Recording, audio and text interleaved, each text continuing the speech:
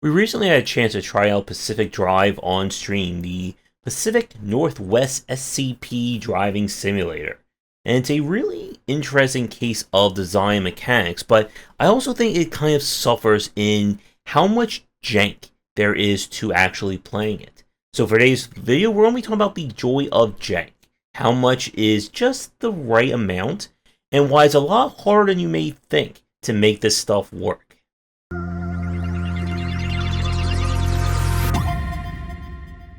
When we talk about jank in this context, we're referring to games that feature a very specific and oftentimes very convoluted or very involved mechanic or set of mechanics. And there are several examples of this.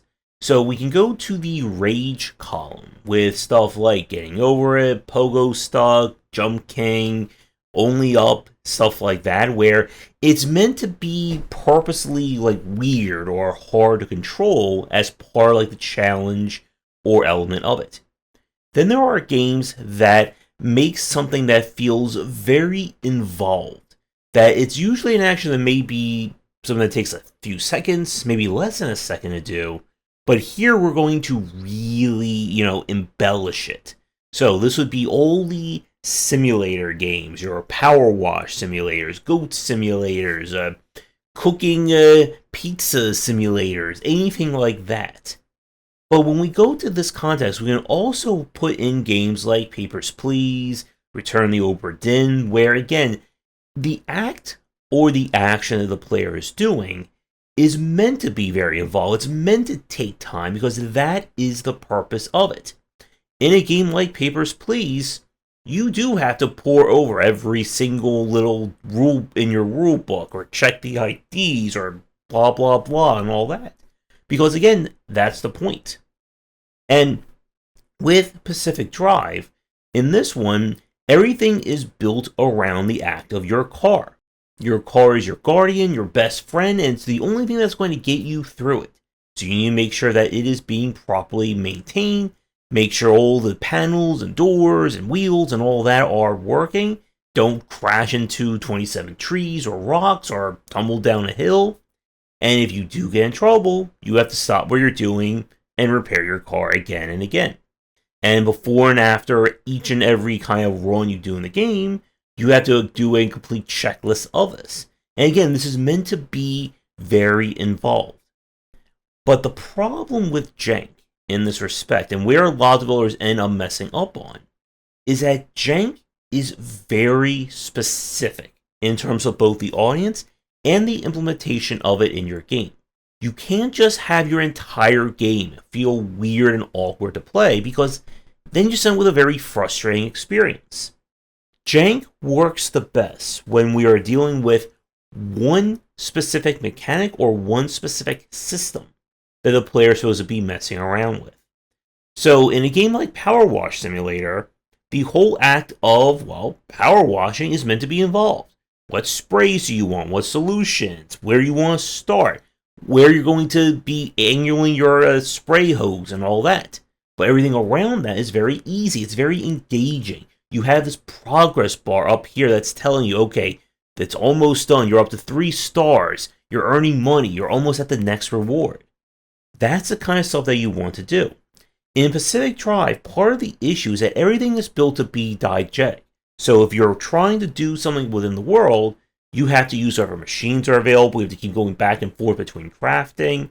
There's no kind of quality of life elements, at least at the start, to kind of remove some of this. And this is a major point that we talk about when it comes to progression in any of these games. You need to be very mindful when jank or annoyance is part of your progression. A very strong example of this is from the idle market. Any idle game makes it very annoying to go from 0 to 100. It's slow. It's not fun. But then you unlock your first upgrade. Now it takes you maybe half the time. Then it may take you even less of a time. Then you unlock the auto clicker and the auto bounce multiplier. And then suddenly it's incredibly faster. For any logistics game, the act of mining or salvaging or whatever your first resource and then producing something of it, it's frustratingly slow. Go over here, click on the thing multiple times, go over to the blacksmith station, make an item, go back over here. And what I just described is basically the personal hell of a logistics fan. And therein lies the point. The progression is there to remove the jankiness. It's to make things more streamlined, make things more engaging and faster. So then you go to the next thing. And then that gets added to your routine. And then you go to even more stuff. But you see, there's a very fine line you have to concern yourself with between, okay, here's where the jank starts, here's where it ends, and everything in between is this kind of waiting period. And many games, whether they are rage-based, jank-based, idle, whatever, have this issue where it takes too long, or it's not rewarding enough to remove this sense of jank. So in a lot of these games, it goes, okay, you've solved the issue. Here's something new that's even janky or just as janky. Now you have to do this progression again.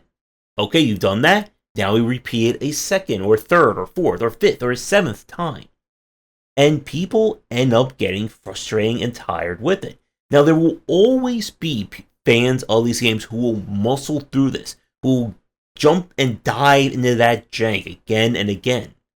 But what we see from a lot of these games, and Pacific Drive is no exception, is the churn rates are massive. And this is the risk you run whenever you introduce jank as a form of progression. It's a Metroidvania example of this is when, again, you have issues or frustrating elements that are then fixed by an upgrade. You can't do an iframe dodge, so combat's frustrating. 2 upgrades in, we unlock that iframe dodge. Or maybe it's hard to climb up ledges, or you can't climb up ledges, so all the jumping feels very slow and very awkward. We introduce that power.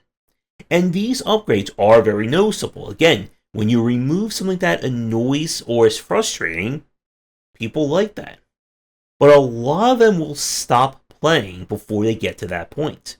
And the proof, once again, is in the churn rates of any game that has anything that is frustrating right at the get-go. And you need to make these upgrades feel like they matter. That if there's something that annoys someone in your game, whether it's small, medium, or large, there's a cure for it. And most importantly, the player knows that there is a cure for it in the game. If they just load up your game and realize, oh, it's horribly awkward to control, or the resource gathering is frustrating, and then 7 nodes on your perk tree down the line, you introduce the vacuum suck, auto destroy, mega crush, however you want to define it, that fixes that issue, a lot of people are not going to stick around for it. And with Pacific Drive, there are some really great quality of life upgrades, such as those that improve your backpack storage, that give you more defense, or things that improve the quality of the various parts of your car. But they are locked several nodes or several tiers down your perk tree, and even once you unlock them, you still need to collect all the necessary resources to do it. One of the things I found very annoying is how easy tools can break. And maybe there's a solution or a higher quality version of your crowbar, impact hammer, whatever, but it may not be available right away. And there may be a solution to this that is also different. But if the person doesn't get access to that, or they don't see it or understand that there is something along those lines, they're going to think that your game is just, well, frustrating to play, and that's the whole point of it. And that takes me to one final point I want to mention. A lot of people will, or a lot of fans and defenders and developers will say that the experience is this jankiness. That's the point. It's supposed to be awkward to control this thing, or it's supposed to be very difficult or complicated. And again, stuff like Mud Runner and Snow Runner are good examples of this. But you still need to give some kind of carrot on the stick. There has to be something that motivates someone to play beyond just, You play this very frustratingly, do it again, make it even more frustrating, or there's no growth or change. And when we talk about growth and change, it can be both small and large at the same time. Things that gradually raise the durability of parts. Things that can make certain actions faster, or make things that last longer. You can still have these major upgrades. Your car is now immune to whatever. Or now you have permanent max speed improvement. But you still need to guide the player towards these boosts. You still need the little stuff. Another aspect where a lot of developers fail in terms of progression is that they only think about things at the major progression nodes. So you'll have stuff like going from here to here on a progress bar. It'll be stuff like, okay, now you get 1% more health, 0.5% attack speed, 0.0075 crit chance, and then now all your attacks will instantly stun enemies from ever and ever. You want everything to be motivating someone to keep playing, and sometimes that also means giving them accommodations or removing pain points. Because remember, the entire game should not be about being pain and jank and frustrating to do. There has to be a silver lining somewhere. If you don't have that, then yes, there will be people who will stick through it thick and thin and will do all the jankiness and get all the resources. But a lot of people are not going to stay with it. And remember, if you want like the super massive jank difficulty of your game, you can have that as a setting. Just as you can have accessibility features that make your game easier, you can have survivalist mode, hardcore survival, Josh survival difficulty that makes things a lot harder. And that is perfectly fair. Just again, remember this last point.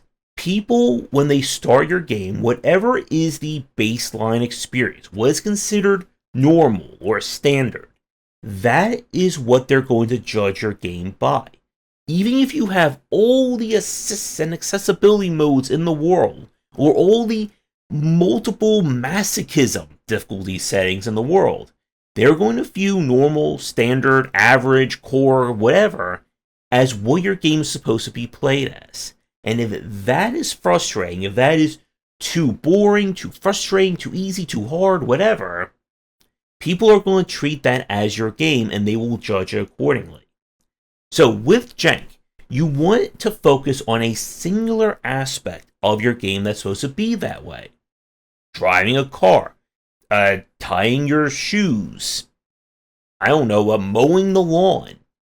But everything else around that needs to feel free and easy to do. If it's not, if the entire game is just you doing annoying chores, you don't have a game, you're just doing your real life.